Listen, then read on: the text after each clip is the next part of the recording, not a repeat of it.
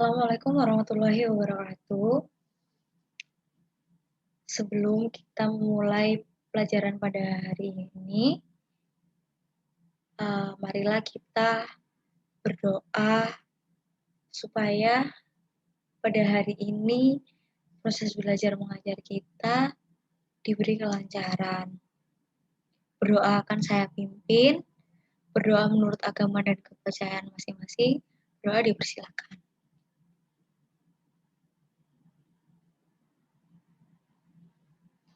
Berdoa selesai. Sebelum menginjak ke materi selanjutnya yang sudah saya bagikan melalui grup WhatsApp, saya akan mengabsen kehadiran kalian dulu ya. Apakah hari ini ada yang tidak masuk atau berhalangan hadir? Masuk semua ya. Oke, langsung saja kita menginjak ke materi hari ini, yaitu bumi sebagai ruang kehidupan. Yang pertama kita akan membahas apa sih jagat raya itu. Mungkin dari kalian ada yang tahu apa sih jagat raya itu? Boleh acungkan tangan dan silakan dijawab. Karena partisipasi kalian dalam pelajaran saya itu sangat berpengaruh terhadap nilai kalian. Jadi tidak hanya pretest, post-test, atau UTS UAS saja ya, tapi nilai partisipasi itu sangat berpengaruh juga. Oke, langsung saja ya kita mulai. Jagat raya yaitu atau alam semesta merupakan ruang tidak terbatas yang di dalamnya terdiri atas semua materi, termasuk tenaga dan radiasi. Jagat raya tidak dapat diukur, dalam arti batas-batasnya tidak dapat diketahui dengan jelas. Seberapa besar sih jagat raya? Seberapa luas sih? Itu kita tidak tahu, ya. Ada beberapa teori pembentukan jagat raya, diantaranya teori ledakan besar atau Big Bang, yang kedua teori keadaan tetap, dan yang ketiga teori mengembang atau memapat. Kurang lebih teori ledakan besar itu seperti ini ya, anak-anak. Ini teori keadaan tetap dan teori mengembang dan memapat. Adapun anggota dari jagat raya yaitu galaksi dan bintang. Galaksi merupakan kumpulan bintang, planet, debu, nebula, dan kumpulan benda langit yang lainnya yang membentuk pulau-pulau dalam ruang hampa jagat raya. Adapun ciri-ciri galaksi yaitu memiliki cahaya sendiri, memiliki bentuk-bentuk tertentu, antar galaksi memiliki jutaan cahaya, dan galaksi luar dapat dilihat dari galaksi Bima Sakti. Macam-macam bentuk galaksi, yaitu bentuk elips. Galaksi ini berbentuk elips, mulai dari bentuk bola kaki sampai pada bentuk lonjong seperti bola. Bentuk spiral. Galaksi pada bentuk ini mempunyai roda-roda dengan lengan-lengan berbentuk spiral keluar dari pusat yang terang. Contoh galaksi tipe spiral adalah Bima Sakti dan Andromeda. Bentuk spiral berpalang. Galaksi ini mempunyai roda-roda dengan lengan-lengan spiral keluar dari bagian ujung satu pusat atau berbentuk spiral-spiral yang terpotong. Dan yang terakhir, bentuk tidak beraturan. Galaksi ini berbentuk tidak beraturan, tidak mempunyai bentuk tertentu. Contohnya yaitu galaksi awan Magellan. Selanjutnya macam-macam galaksi. Yang pertama galaksi Bima Sakti. Galaksi Bima Sakti ini merupakan galaksi yang kita tempati, termasuk matahari sebagai anggotanya. Galaksi Bima Sakti dinamakan Milky Way. Jadi apa sih Milky Way itu? Milky Way itu ya galaksi Bima Sakti dengan diameter sebesar 120.000 tahun cahaya dan berbentuk spiral. Ini bisa kalian amati ya bentuknya seperti ini. Selanjutnya galaksi awal Magellan. Galaksi ini yang jaraknya terdekat dengan galaksi Bima Sakti, yaitu berjarak 160.000 tahun cahaya. Selanjutnya ada galaksi Andromeda. Galaksi ini berdiameter 180.000 tahun cahaya, jarak dengan Bima Sakti yaitu 2.200 tahun cahaya. Selanjutnya, galaksi jauh. Galaksi jauh terletak lebih dari 10.000 tahun cahaya dari galaksi Bima Sakti. Selanjutnya adalah bintang. Bintang merupakan benda langit yang mampu memancarkan cahaya sendiri. Adapun ciri-ciri bintang sebagai berikut. Unsur-unsur yang terdapat di bintang galaksi Bima Sakti yaitu 71% terdiri dari hidrogen, 27% helium, dan sisanya unsur-unsur yang lebih. Selain itu, suhu di daerah inti bintang dapat mencapai jutaan derajat Celcius. Dan yang terakhir, sebagian besar umur bintang antara 1 sampai 10 miliar tahun. Bumi merupakan sebagian besar dari gumpalan es yang berasal dari awal pembentukan matahari. Gumpalan gas yang sangat besar tersebut selalu dalam keadaan berputar. Karena sesuatu hal terlepaslah sebagian massa gumpalan itu. Walaupun terlepas sangat jauh, gumpalan itu masih tetap berputar terus-menerus mengelilingi gumpalan besar atau matahari. Gumpalan-gumpalan yang terpisah tersebut setelah mengalami proses pendinginan akan memadat dan menjadi sebuah planet. Adapun 8 planet yang termasuk susunan tata surya yaitu Merkurius, Venus, Bumi, Mars, Jupiter, Saturnus, Uranus, dan Neptunus. Dari gumpalan planet tersebut, terlepas pula sebagian gumpalan massa yang berputar mengelilingi gumpalan asalnya yang disebut dengan bulan atau satelit. Kejadian tersebut memakan waktu yang sangat lama.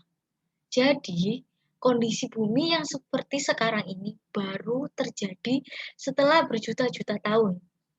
Sudah bumi mengalami pendinginan dan berubah menjadi cairan, lama-kelamaan bagian luarnya akan memadat sehingga menjadi permukaan bumi dan dapat ditempati oleh manusia, tumbuhan, serta makhluk hidup lainnya. Oleh karena itu, proses terbentuknya bumi tidak terlepas dari proses terbentuknya tata surya.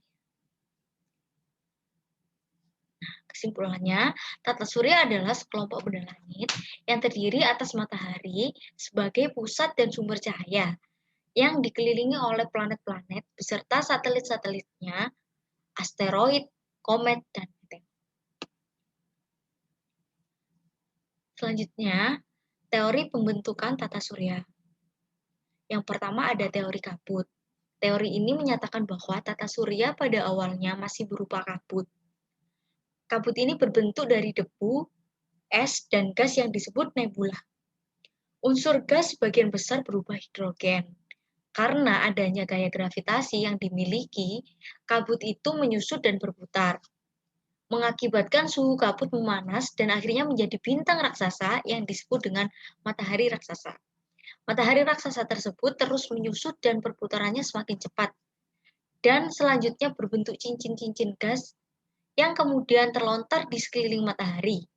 Akibat dari gaya gravitasi, gas tersebut memadat seiring dengan penurunan suhunya dan membentuk planet-planet, dan salah satunya adalah bumi. Selanjutnya, teori planetesimal. Teori ini mengungkapkan bahwa pada awal mulanya telah terdapat matahari asal. Hingga suatu ketika matahari asal ini didekati oleh sebuah bintang yang sangat besar dan mengakibatkan terjadinya penarikan pada bagian matahari.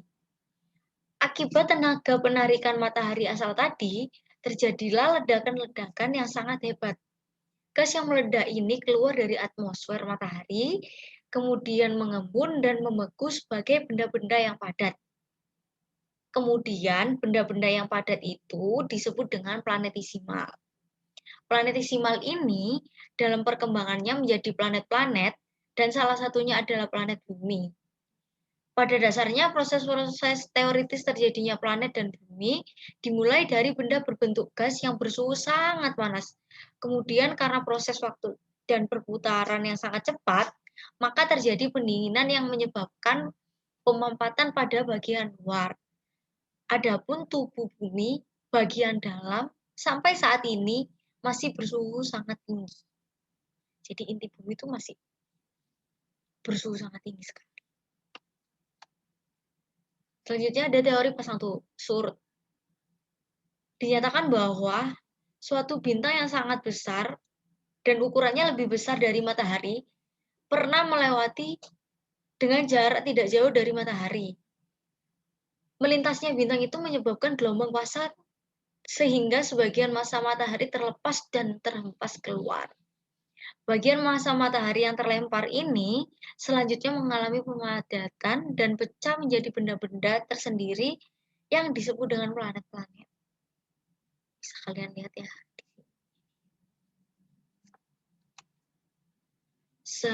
Selanjutnya ada teori protoplanet. Teori ini dikemukakan pada tahun 1950 dan teori ini menyatakan bahwa tata surya terbentuk oleh gumpalan awan gas yang jumlahnya sangat banyak. Suatu gumpalan mengalami pemampatan dan menarik partikel-partikel debu sehingga membentuk gumpalan bola. Pada saat itulah terjadi pilihan yang membuat gumpalan bola menjadi pipi menyerupai cakram yang berbentuk tebal di bagian tengah dan pipi di bagian tepi. Ya, lihat. Karena bagian tengah berpilin lambat dan mengakibatkan terjadi tekanan yang menimbulkan panas dan cahaya matahari, maka bagian tepi cakram berpilin lebih cepat sehingga terpecah menjadi gumpalan yang lebih kecil. Gumpalan itu kemudian membeku sehingga menjadi planet dan satelit. Selanjutnya teori bintang kembar. Teori ini diberi nama teori bintang kembar karena dianggap bahwa tata surya, matahari dan planet terbentuk dari dua buah bintang yang kemudian salah satunya hancur dan membentuk planet dan yang lainnya menjadi bintang atau matahari. Adapun alasan dari pendapat ini, karena setelah penelitian terhadap tata surya, ternyata ada tata surya yang memiliki bintang kembar. Oleh karena itu, dianggap bahwa tata surya kita berbentuk dari proses meledaknya bintang kembar. Twin star. Anggota tata surya terdiri dari galaksi yang berjuta-juta bintang dalam segala jenis, berbentuk, dan ukuran. Salah satu di antaranya jutaan bintang tersebut adalah matahari, yang mempunyai sejumlah anggota dan berbentuk suatu susunan yang disebut dengan tata surya. Jadi, sebuah tata surya terdiri atas sebuah bintang dan semua benda angkasa yang beredar mengelilinginya. Matahari dikelilingi oleh 8 planet, satelit, komet, asteroid, dan asteroid. Tata surya terdiri dari matahari, planet, bulan, dan komet. Matahari adalah sebuah bintang. Dalam tata surya, matahari merupakan pusat dan penggerak seluruh anggota-anggotanya. Karena gaya gravitasi seluruh planet beredar mengelilingi matahari. Komet-komet juga datang berulang mendekati matahari. Segala kehidupan di bumi mendapat pengaruh dari matahari. Karena tanpa matahari tidak akan ada kehidupan di bumi. Bisa kalian bayangkan sendiri, gimana kalau misalnya kita hidup di bumi tapi tidak ada matahari? Akankah ada kehidupan? Coba kalian amati. Yang kedua, planet. Planet merupakan langit yang gelap, tidak mempunyai cahaya sendiri, dan selalu beredar mengelilingi sebuah bintang sejati, yaitu matahari. Ciri-ciri planet yaitu mengorbitkan matahari, berukuran cukup besar hingga mampu mempertahankan bentuk bulat, mempunyai massa yang cukup bagi gaya gravitasinya, telah menyingkirkan objek-objek lain di sekitar orbitnya, tidak memiliki cahaya, dan memiliki satelit. Jadi contohnya ini, matahari, Merkurius, Venus, Bumi, Mars, Jupiter, Neptunus, Saturnus, Uranus. Kalau kita perhatikan dari ciri-ciri planet tersebut, apakah planet Pluto termasuk planet? Jawabannya adalah tidak. Maka Pluto tidak termasuk planet karena tidak memenuhi syarat di atas di mana orbit Pluto memotong orbit planet Neptunus. Sehingga dalam perjalanannya mengelilingi matahari, Pluto kadang lebih dekat dengan matahari dibandingkan dengan Neptunus. Tetapi termasuk planet kecil. Jadi Pluto itu termasuk planet kecil. Apa sih ciri-cirinya planet kecil? Yaitu yang antara lain mengorbit matahari, mempunyai bentuk hampir bulat, mempunyai massa yang cukup bagi gaya gravitasinya, belum menyingkirkan objek-objek lain di sekitarnya, dan bukan satelit. Ini adalah planet-planet yang ada di Jagat Raya, yaitu Merkurius, Venus, Bumi, Mars, Jupiter, Saturnus, Uranus, dan Neptunus. Selanjutnya adalah pengelompokan planet. Berdasarkan letaknya, Bumi sebagai batas, planet dapat diklasifikasikan menjadi planet dalam dan planet luar. Apa sih planet dalam itu?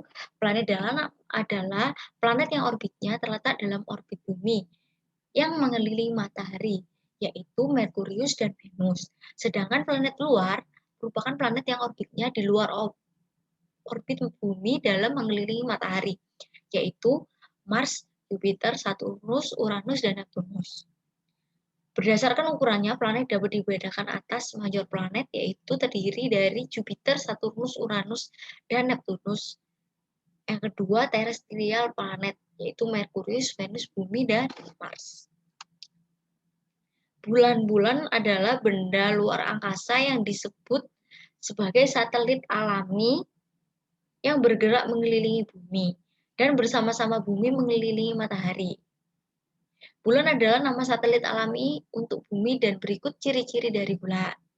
Terdapat bagian yang gelap, halus dan datar, terdapat barisan pegunungan dan daratan tinggi, terdapat kawah akibat vulkanisme atau tumbukan meteor, tidak memiliki atmosfer, bentuknya bulat, massanya 1/80 massa bumi, jarak rata-rata ke bumi 384.403 km. Diameter bulan kurang lebih 3.476 km atau sekitar 3/4 diameter bumi. Jarak rata-rata ke bumi sekitar 384.000 km. Periode revolusi bulan terhadap bumi sekitar 27,3 hari, sedangkan periode rotasinya sama dengan revolusinya, yaitu 27,3 hari. Gravitasinya bulan hanya 1/6 gravitasi bumi, yang mengakibatkan bulan tidak mampu mengikat atmosfer. Komet yaitu benda langit yang diliputi oleh kabut tipis panjang dan mempunyai ekor serta terdiri dari inti dan koma. Beberapa komet yang muncul secara berkala yaitu salah satunya adalah komet Halley dan Biela. Meteoroid dan meteor. Meteor adalah benda angkasa berupa pecahan batuan yang jatuh masuk ke dalam atmosfer bumi. Sedangkan meteor yang tidak habis terbakar di atmosfer bumi dan sampai ke permukaan bumi disebut meteorit.